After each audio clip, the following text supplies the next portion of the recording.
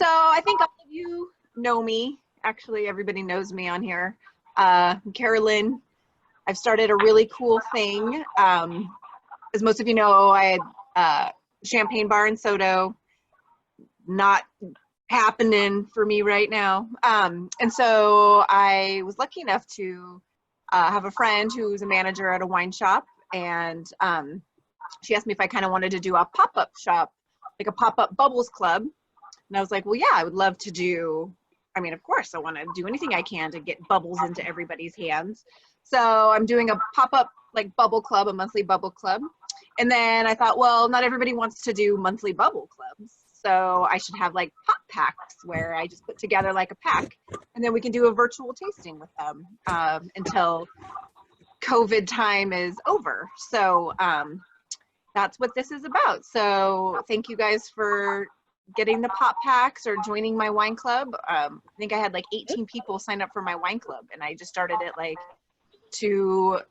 not even 2 weeks ago. So I appreciate everybody's support. So and eventually I'll have my own champagne bar again, and life will be amazing, I'm sure of it. We will all be there for sure. Thank you, Auntie. You better. You bellied up to my bar. So anyways, so Andy Ruggles, he works for Cruise Selections, who has a really awesome selection of champagne and other sparkling wines as well. They're one of my favorite, actually one of my favorite distributors that I've worked with. Their catalog is just amazing. So I was like, yeah, I want to have his wine in my first wine club. So we wanted to keep it within a good price point. So we decided to go kind of more with like wines from around the world. So Italian, Spanish, and French, like French non-champagne. We got some more people joining us here. Hey guys, welcome.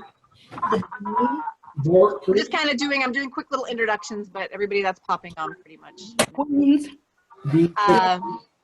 So anyways, so if you guys are okay to mute just to help with the background noise, that would be great. And then if you have questions, you can chime in if you want, or you can type a question, whatever is the easiest for you. So anyways, we'll go ahead. So if people don't know, we're going to start with the first one. We're going to start, you want to grab it for me? The Prosecco. We're going to start with the Faveri. This is what it looks like, so people know. So is that what's in everybody's glass? So from that, I'm going to introduce Andy Ruggles back on. And first of all, can you talk a little bit about yourself, Andy, kind of your background, where you come from? Yeah, thanks, Carolyn. So I'm a native of the Seattle area, which seems to be a rarity these days. Very rare. I started working in restaurants right away. As a musician, it was the best way to make money at the time.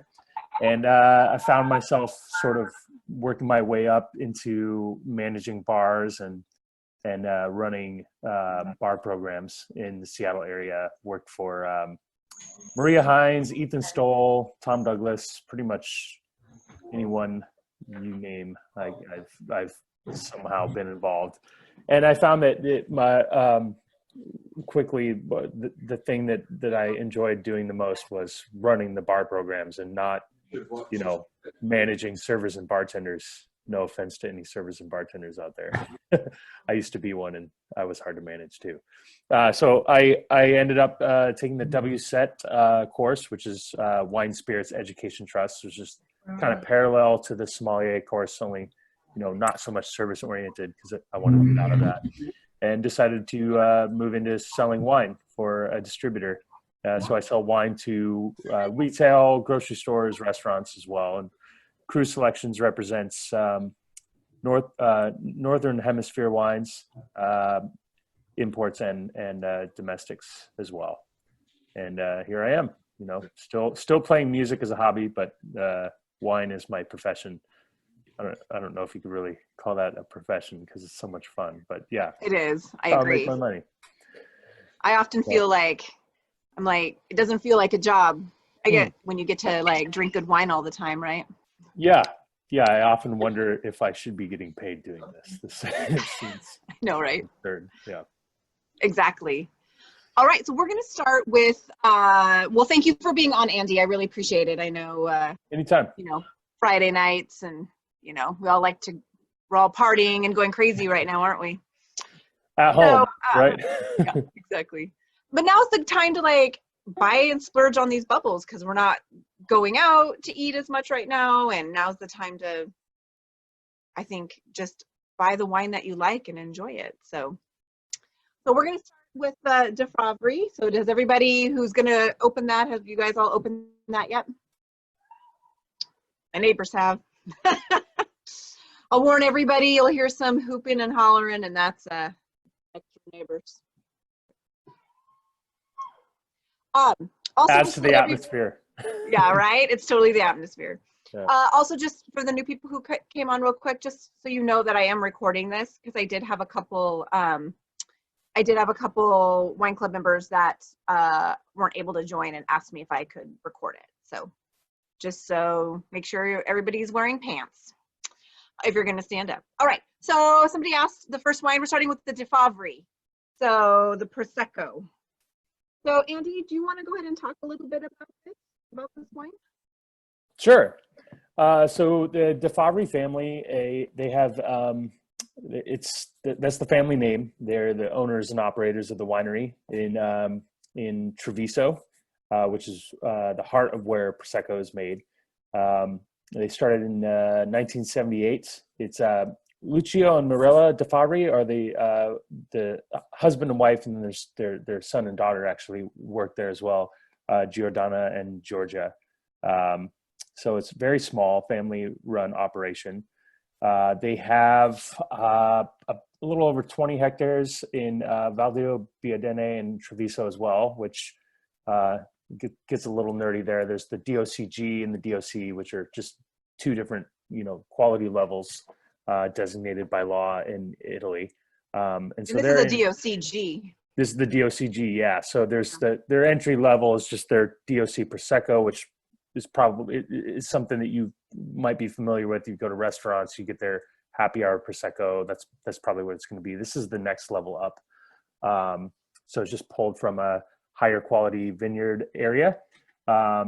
And yeah, they're committed to low intervention winemaking. Everything's picked by hand. There's still pretty small production, and really wonderful people. I've actually had the pleasure of meeting Georgia. She's their international sales rep, which is great when you're talking to someone who's the daughter of the family and she's representing the wines. Yeah, this is a beautiful Prosecco, super clean. I know some Proseccos can be a little overly gassy at times, but this one is really crisp and clean. 100% Glera, as Prosecco has to be. Glera is the grape. It's gone back and forth in Italy. The grape was called Glera many, many years ago, and then they changed it to the grape being called Prosecco. And then they changed it back to the grape being called Glera, and then Prosecco being the region, because Italian wine isn't already confusing enough, right? Yeah, what I like about this wine, so this is not the wines, I don't know about anybody else on here, but if you're going to make mimosas, I think that Prosecco is one of the ones that you typically kind of grab to make a mimosa with. And so this is not one that you would want to, oh gosh, it's loud. This is not one that you would want to put orange juice into. Like, this is one that definitely you can have on its own. Who's drinking it right now? Raise your hand if this is the one that you're drinking right now. What do you guys think? What do you think of it? There we go. You can unmute yourself and let me know what you think. I just think it's like a crisp, I don't know if I'm bright, muted. delicate wine. Carolyn, can you hear us? Yeah. Hi, welcome. What did you start with? I was late getting on. That's okay. The Prosecco, the De Faveri, the big bottom, big bottom one. What do you guys think? Been at the 5 of us at a table. You have 5. Are you guys all spatially distanced? I hope so. Yeah. Oh, we are. He's committed. Follow the rules. John had a question about, yeah, he typed it in, but is Prosecco like the Champagne, or are there other regions for, like, is Cremant your region, or is it like Cremant? The category. You better. Are you, sorry, you're asking about the region, So I'm asking if is Prosecco the only sparkling wine of Italy? Are there other regions? Is it like Champagne for Italy? Are there other regions with sparkling wine, or is Prosecco the core sparkling wine of Italy? That's a great question. No, there's a lot of other sparkling in Italy. Prosecco just being a legally designated region for that particular type of sparkling. But there are some producers in Italy that make essentially what would be called champagne if it was from Champagne. There's some producers that make sparkling wine in the traditional method, and it's just called Brut or Spumante. In other areas, Spumante is or Frizzante too. Those are just Right, I was gonna say Frizzante. Yeah, different levels of sparkling in the wine. But as far as legally designated regions in terms of the like the class level of wines, Prosecco is definitely the most well known, I would say, in Italy. Made different than Champagne, though. It's a made in the tank method, which is when we get to the J. Lorenz Cremant, we can talk about the method that is made with. But this is made in a stainless steel tank. Thank you very much. That was super helpful. But my question was is on top of that, my question is Prosecco to Italy as Champagne is to France? I guess. I see. Not. I don't think so. I think Prosecco is a bit more of a everyday sparkling. Champagne has a bit more panache to it, I guess. I mean this in the best way. They take themselves more seriously, I think, than Prosecco makers do. Prosecco is more of an I guess an aperitif for something that you would just have before a meal. And not necessarily, I mean, it's very versatile. You can use it for celebrations or just, on the weekend. Mm-hmm. Thank you. Perfect. Yeah. Great answers. Thank you. Hope that's helpful. Yeah. All right. So far, so good. Well, I wanted to let everybody know too, like any of these wines, since we were drinking them tonight and you really liked them and want them again, you get 15% off of all the wines for the month. So if you want to stock up on them, and none of them are super expensive. So it might be something you might want to stock up on for this glorious summer evening. All right, so let's finish up this and then we're gonna go move on. Do you think we should do the Cava next, Andy? That would be my guess. Yeah, I would say so. Okay. Would you guys drink this one again? So, yeah, Karen, go ahead. can you, if I seal this up with one, the champagne stopper, will it last a day or so? Probably, yeah, it depends on the maybe, stopper yeah. you use. If you have a good enough stopper, yeah, it could last, a couple days. Some of them are really intense, the pressure that they put in there. Yeah. Because I want to taste more than one. And what's Exactly. Hey, Karen, come on, man up. Just Yeah, Karen, come on. You got this, girl. I wanted to have somebody share with me, but I got isolated. Oh, Karen, you got this. I have so much faith in you. Yeah. Yeah, you ask June Holt next time. Yes, My mom is on here. She's going to drink all three tonight. I admire the commitment. It is. I wanted to let you know the town that this wine comes from, Trevisto, right? Andy, did I pronounce it right? Oh, hold on. I got a fun fact, John. Yeah, it's specifically the village is. how much was this? I'm sorry. 24. So this is the most expensive one, which is funny, which everybody seems like a lot of money for a Prosecco, but it's from, it's kind of, it's a smaller yielding production, right, Andy? Like it's just a little bit more on the Yeah. nicer end. Which Yeah, one's yeah. 24? Are you saying this one or? That one, yeah. Okay. So the other two are 18. Okay. And then you guys get your discount on top of that if you want any more. But anyways, I want to give a fun fact about this town. It's the headquarters for the clothing brand Benetton that we all wore in the 1980s. I was like, huh. And rumor has it that they're saying that town is also the origin of where tiramisu was invented. Ooh. Fun I think fact, you I think guys. that's true. I've actually heard that about Oh, Stop. Sorry, everybody. You on a golf course? You get hit by a Oh golf my ball? gosh. All right, so now we're gonna do the Cava, the 1312. Yep, Caroline, that's it. Caroline, just be more careful than what Ian was doing when you open. So now Cava oftentimes kind of gets like either people really love it or they say, ugh, I hate Cavas, I can't stand them. So I'll be curious as to what you guys think of this one. I remember I had lived in Barcelona for a few months, and you would go into the bars in Barcelona and they would have Cava on tap. And I was like, we need that more often. Let's talk to Desiree from the Grape Choice and see about getting Cava on tap. Oh, nice. I'm all for All right. that. So let's move on. Andy, talk to us a little bit about this Cava. One of All my right. favorites. This is a super interesting winery. They were founded, the 1312 on there is actually, that's the oldest documents that they found of Mestres being a negociant, actually, which, you know, they buy grapes and make wine, barter in wine, basically. And since then, it's been the same family. So we're on the 30th generation of the Mestres family. They were, so they're in the heart of Cava, which it's in northeast Spain. It's Penedès is the region that they're in, and the town, I think it's Saints Sadurní de Anoia. I'm not probably pronouncing that right, but it's a small little village.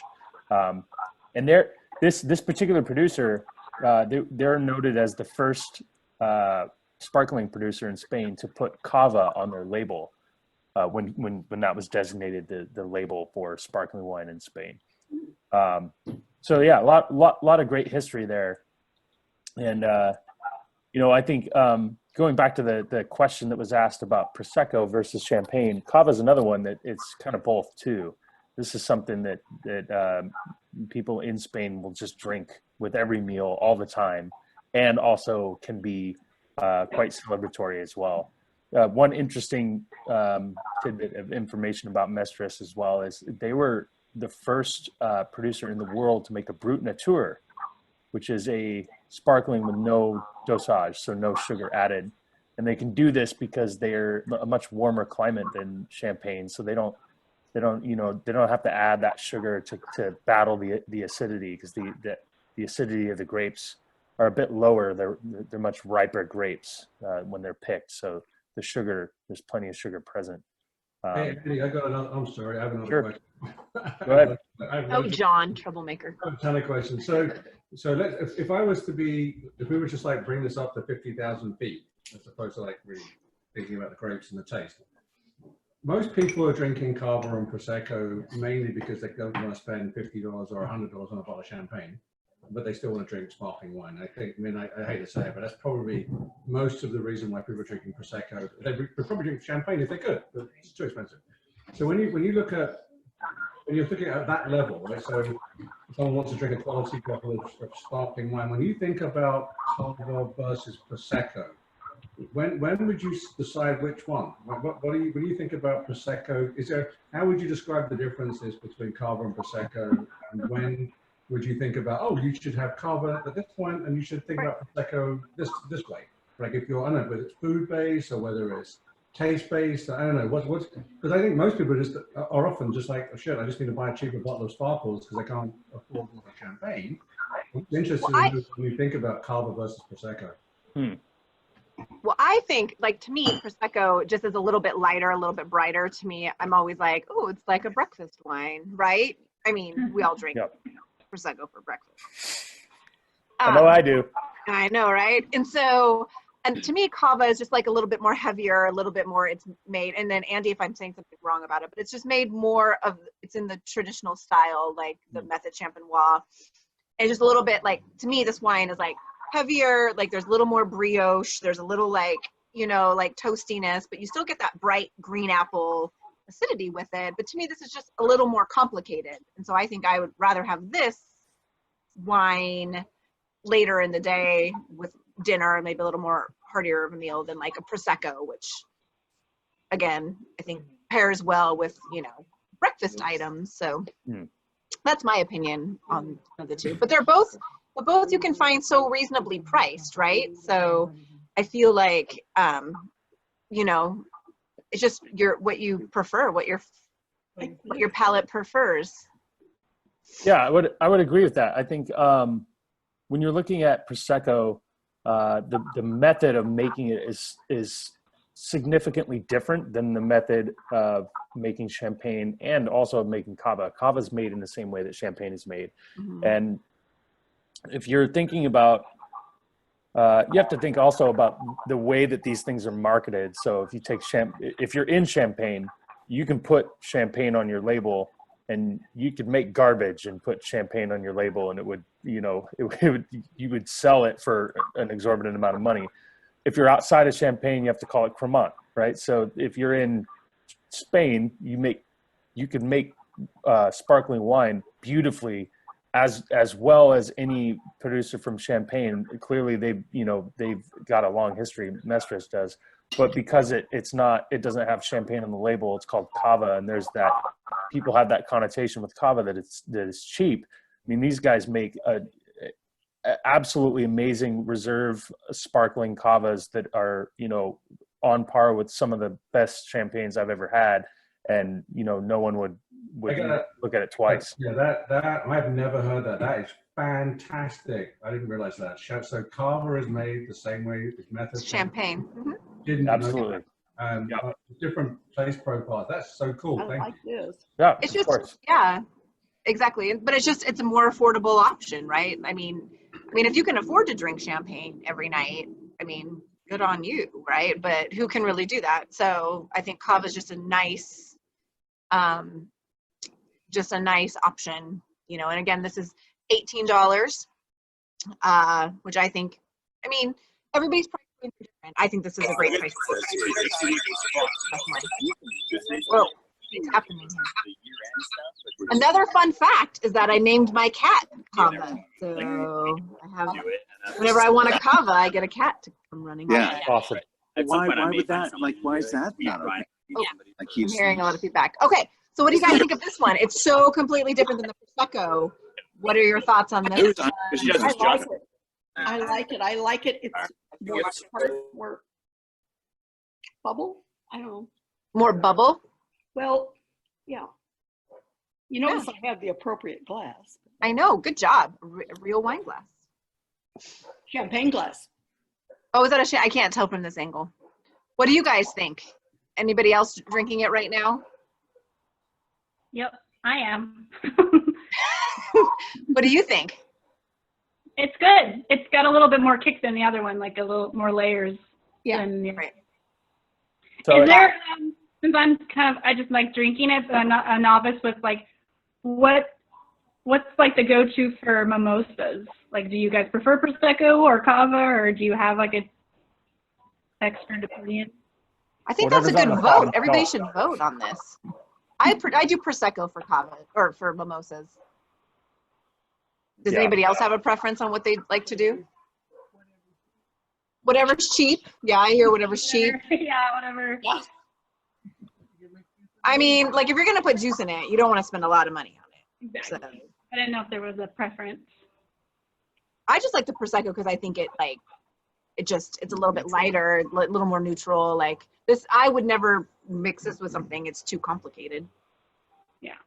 Being that I invented the Desmosa, which is a fruit juice-based mimosa, I would highly suggest Cava cheap for orange juice because orange juice is sweeter than grapefruit juice, and Prosecco for grapefruit juice. Just so What is it called?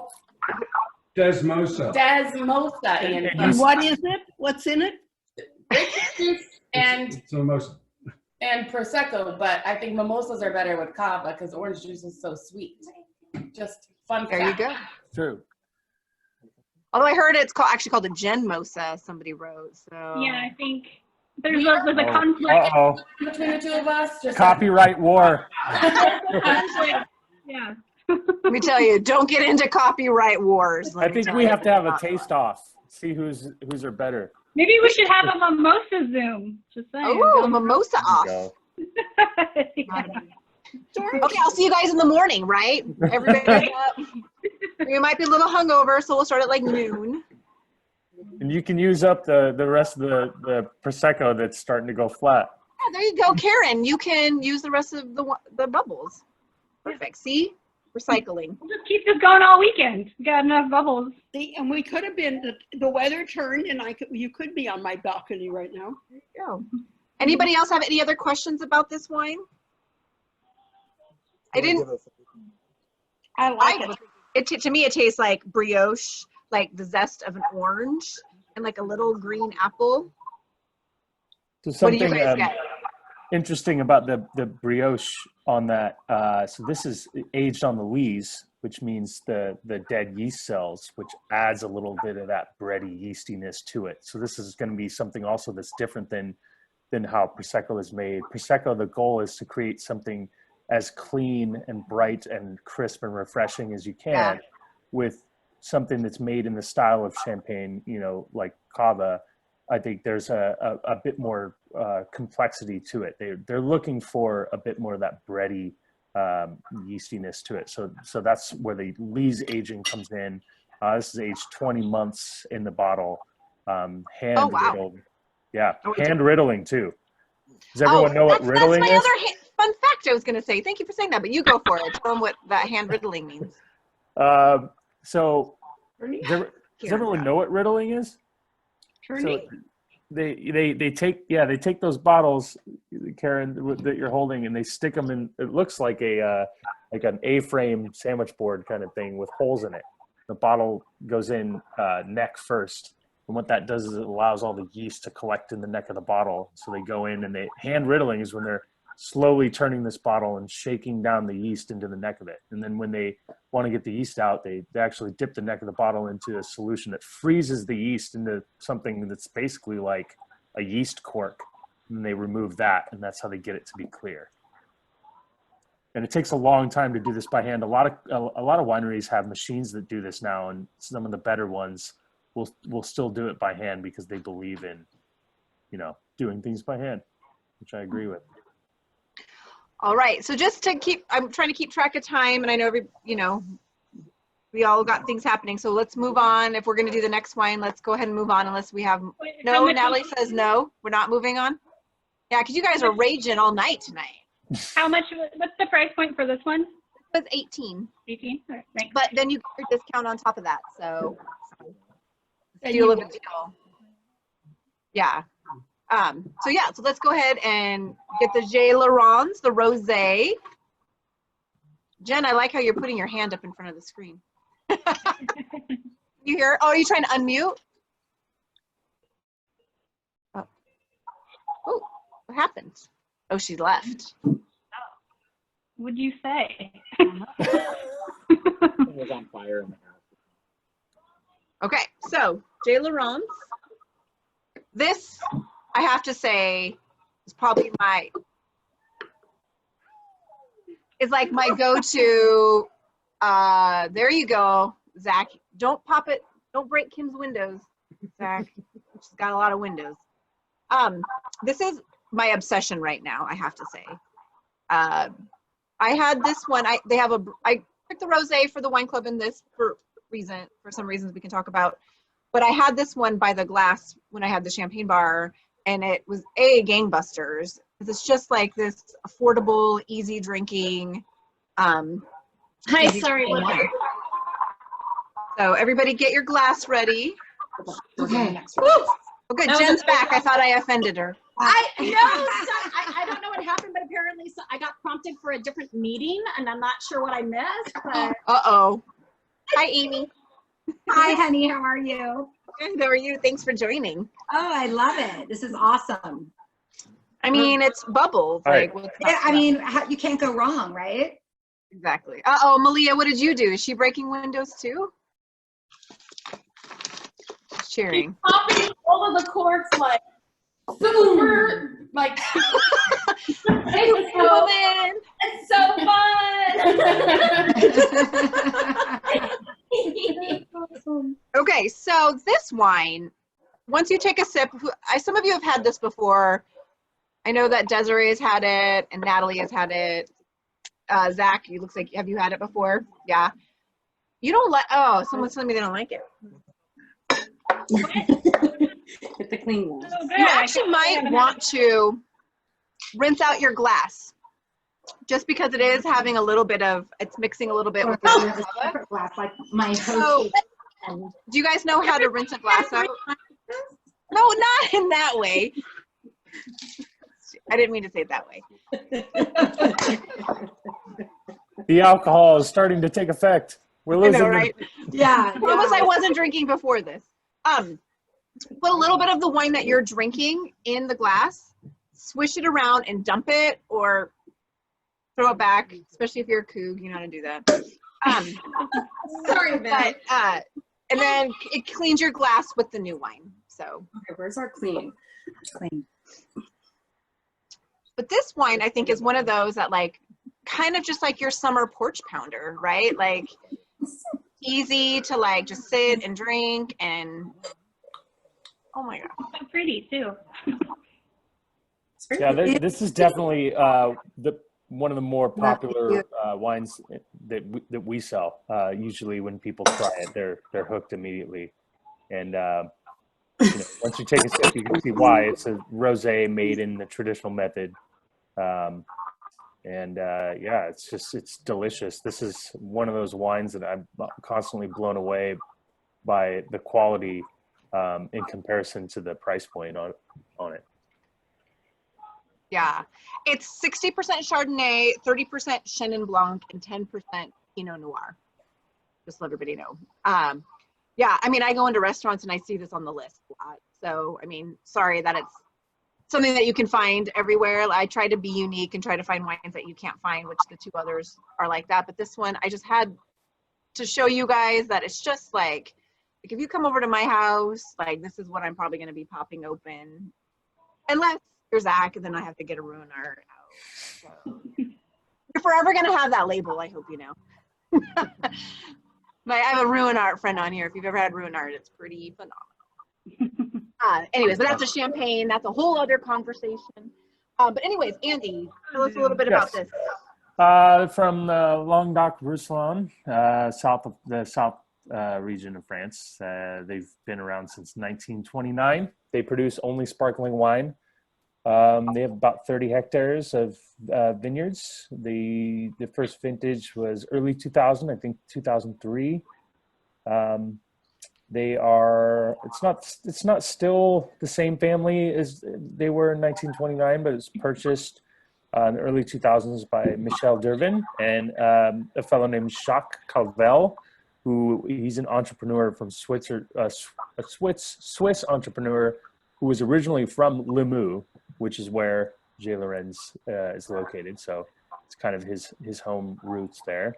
And they don't produce a ton of wine, but they're popular all over the world. We were sold out almost all of last year because I think it was Denmark bought everything from the winery, and yeah, we had very little. I know Desiree was grumpy about that as much as I was. But yeah, this is really great. They make a Cremant, a Blanc, as well as this rosé. A few others that we don't actually carry in our book, but yeah, this is a special wine. This is every once in a while you get something that you just this is something I would maybe pick up for a weekend, have some friends over, pop this open. I would just be blown away. This is something I would drink on like an anniversary or special occasion as well, because the quality is there. What do you think? What's everyone think of it? Yeah. I know, like, did everybody, you like it? June Holt. Vicky, what do you think of it?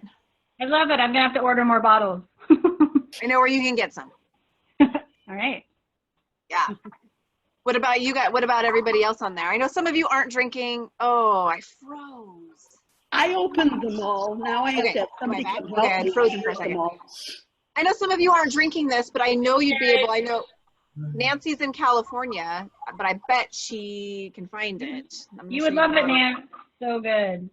I need somebody to come over tomorrow and help me drink the 3 bottles. I mean, I'm in. I'm around. Okay. I got nothing but time. Yeah. You shouldn't have said that. I might be there. I would love that. It's really nice on the balcony right now. Carolyn keeps telling me to move to Kirkland downtown. We can social distance on my balcony. Sounds good. So yeah, I just get like, I get a huge, like, I get like a lot of strawberry notes on it, but like the acid in the back of the throat is what I really like. I do like my sparkling wines to have a high acid. I just think that's what I prefer. I think I like the second one the best. The Cava? Yeah, because I like it drier. Do you like a little more drier? Yeah. What about you guys? What do you think of this? Like, thumbs up, or do you want to comment on it or anything? Kim's giving me a thumbs up. We feel like maybe it should have been at the beginning of the tasting because it may have been overshadowed by how good the Cava was. I think you should have gone before the Cava for sure. Yeah, maybe second. I think, yeah, Prosecco. Now we know, Andy. Now we know. It's your fault, Carolyn. Yeah. Ian, Blaming you. my husband was just saying kind of like the first sip was really hard right after that Cava. But like now that you know how to rinse out your glass. I missed that because I was busy rinsing out my glass. Andy, so I traveled last summer and I did the Rhine and the Mosel River. Really like the wines, and they're not ones you can get here, but do they make a sparkling wine? I don't think I've ever had a sparkling from Mosel. Carolyn, have you ever had one? Yeah, but it's very rare. I think I've maybe had one. I think you can probably just get them there. I know Alsace has some great sparkling, which is. Oh, I loved Alsace. Yeah. Cremant do Alsace, yeah. Yeah. I love the Alsace. That would be as close as I could recommend for that style from that particular region. But yeah, I would love to have a Mosel sparkling. I love Mosel. I know that most of the wines we had there, they said they really don't send them to the U.S. Yeah, they keep the best stuff for themselves, rightfully so. Most of the best regions do. Yeah, I don't blame them. All right, so if you guys had to rate, which one do you think would have been, like, what was your preference? I asked this for the last one we did, but I did a Instagram Live the last one, so. I don't understand Instagram Live. I'll help you out, Karen. What, like 1, 2, or 3? Hold up, like which one did you like the best? If you had. We're one. One was smooth and really delicious, and yes, I loved it. Okay, number 1 for you. Ian, my husband's saying 2. 2. Molly's 2. Wow. Wow, the Cava's really popular. Kim, what are you picking? Oh, here we go. I think if I was having it with demo, yeah. All right, what do you guys think, Kim? Then 3 and then 2. So 1, 3, 2. What about for everybody? Is that all you guys? You guys voted on that? I think 1, 2, 3. Oh, Lisa's 1, 2, 3. Zach and Tara, what did you guys think? Actually, 2, 1, 3. I like that. Oh, I froze again. I like that Prosecco. I feel like that Prosecco is for people that don't like Prosecco, if that makes sense. It's not. I agree with that. Yeah, I totally agree. It's not as fruit forward and sweet, and it's certainly not what people expect from a conventional Prosecco. And I think it's actually, as I'm talking, that may actually be my favorite. Ooh, Ooh, I like it. That's why I chose it. Like Prosecco is not something I would normally like really seek out to put into like a wine club. But that one to me, there's a couple of them, and that's one of them that I'm really like excited about. Jenny says 3. What else? You only opened 3. That's funny. 2. Alyssa says 2, 3, 1. So what about, I know that there's a group of people at Natalie's there. What do you guys think? 3. I mean. Where's Natalie's? 2. Chris, really? Would not have guessed that. Sorry. I like know a lot of you, and so I'm like, oh, I know your flavor profiles. Really? Really? I do. You do. Chris picked 2. I know. Even Ian was like, Chris picked 2? That's what happens. For the record, the Cava is my favorite one as well. The Cava is your favorite one? Everything they do is absolutely incredible. That's their entry level, and it just keeps getting better from there. But the price doesn't go up that much. Which one, Andy? No, I don't want to do Two. that. Okay. Yeah. Caroline, what did you? Oh, I was going to say, I like 3, but Gwen agrees with Chris, and 2 is her favorite. Okay. But I think Molly, what about you? Consensus was 3 and 2 and 1. 3, 2, 1. Both Doug and I said 2. 2. Okay, sorry. I'm trying to like see everybody on here. So He's gone. you know. But did he go walk my dog? And he had to go to the store. Yeah. But All right. 2. Well, Andy, I wanted to ask you, there's quite a bit of controversy about glasses. I've been told this one, which has the narrow top, you know, a little bulb here, this is a traditional, and this is a traditional. Comment? So I've read a lot about glassware. Some people say that, you know, certain glassware will accentuate the aroma, the aromatics, and, you know, the flavors of the wine. I mean, I still drink some red wine out of a coffee cup now and again. We all do. But yeah, you know, whatever your preference is, I think really the narrow champagne flute was designed in order to accentuate the bubbles.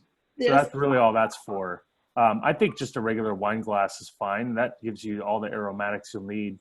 It's really preference. I think getting too picky about glassware borders on pretentiousness. But no, yeah, but I've done tastings where I will pour, you know, something in each of these 3 and say, which do you prefer? And this was celebratory and, you know, for toasting, but yeah. Usually you can tell the difference on this one. For the purposes of tasting, for, you know, evaluating wines, I would say just a standard wine glass like the one you're drinking out of now. When I went through the WSET course, that's what they used for everything, just to kind of keep it it's uniform. narrower at the top. Yeah. Yeah, we talked about this. Tell me that the $45 I spent on it is worthwhile. Totally worth it. Yeah. Well, we talked about, I know you weren't part of that Instagram live that I did last time, but we talked a little bit about wine glasses too. And so. Well, definitely not the cup thing. Well, so the thing is that people say, because let's say you're drinking a champagne and let's say it's made predominantly out of Pinot Noir and there's Pinot Noir glasses, it really should be drank out of like a Pinot. This is what they say, that it should be drunk out of those big, like a big Pinot Noir glass, or there's a Chardonnay glass. I mean, there's a glass for everything. I mean, it's all. But I'm talking about the traditional cup thing that we used to see. Oh, Vicky, are you drinking out of that? Is that what you're drinking? Oh yeah, the coupe. The coupe, yeah. Thank you. I couldn't hear the word. Yeah, that used to be what Marie Antoinette's boob, right? Yes, like Marie Antoinette's breast. Oh, they're gone through that. Apparently, champagne flutes, there's a little like X or something carved in the bottom of them that I guess kind of disrupts the bubbles a little more to give it more, you know, visual appeal. In what? More bubbles in a traditional champagne flute. I don't know if that one will have, like that. If you pour champagne into that one, you're gonna see the bubbles more. That's what I've read. I've never actually tested it, but that'd be a good experiment to do. Yeah, so. You can come over. You guys can come over, and we'll try glasses. You have enough Bubbles to try it. Karen's inviting everybody on Zoom do. over, so she's COVID over it. Like I'm not a rosé fan, but I know yes, Carolyn, I did join Club Rosé, and you can convert me. But no, I do like the drier, and that's why I like the second one. I think drier and more bubbly kind of. Yeah. Well, you guys, thank you so much. Oh, the champagne, the shambong. So funny enough is the shambong, actually. There's a shambong. I wish I had one. I